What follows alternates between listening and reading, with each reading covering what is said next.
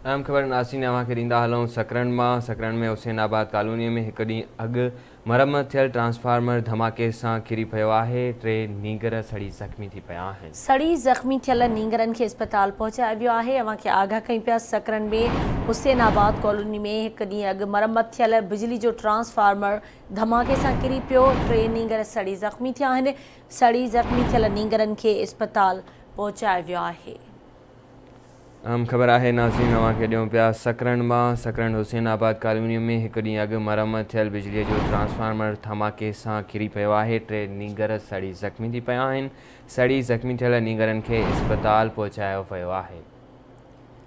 सकरन जी Hussainabad colony में हिकु ॾींहुं अॻु मरम्मत थियल बिजली जो ट्रांसफार्मर धमाके सां किरी पियो, जंहिंमें 3 नींगर सड़ी ज़ख़्मी थिया आहिनि। सड़ी ज़ख़्मी थियल नींगरनि खे अस्पताल पहुचायो वियो आहे। इन हवाले सां तफ़सील मालूम कंदासीं। सकरन मां आवाज़ न्यूज़ जे रिपोर्टर गुलाम क़ादिर चांडियो खां। जी गुलाम क़ादिर, छा तफ़सील आहिनि? 3 नींगर सड़ी ज़ख़्मी थी पिया आहिनि, इन हवाले सां आगाह कजो। जीअं त सकरन शहर आहे जो हुसैनाबाद कॉलोनी में हिकु अफ़सोसनाक वाक़ियो पेश आयो आहे। को इंतज़ामी ना हली सघो।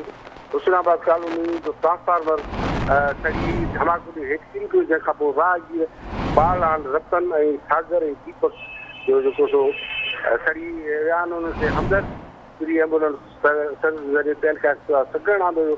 जॾहिं त हिन वाक़े खां पोइ उते जे मुतासिर माण्हुनि ऐं रहवासियुनि पारां हिकु इंतज़ामिया ख़िलाफ़ सख़्तु एहतिजाजी मुज़ाहिरो कंदे इहो ॿुधायो आहे त 2 ॾींहं अॻु ट्रांसफार्मर सड़ियो, जंहिंखां पोइ हीउ लीक थियो ऐं असां इंतज़ामिया खे इतलाह ॾिनो, पर हुन ट्रांसफार्मर न मटायो, जंहिंखां पोइ धमाके सबबु किरी पियो।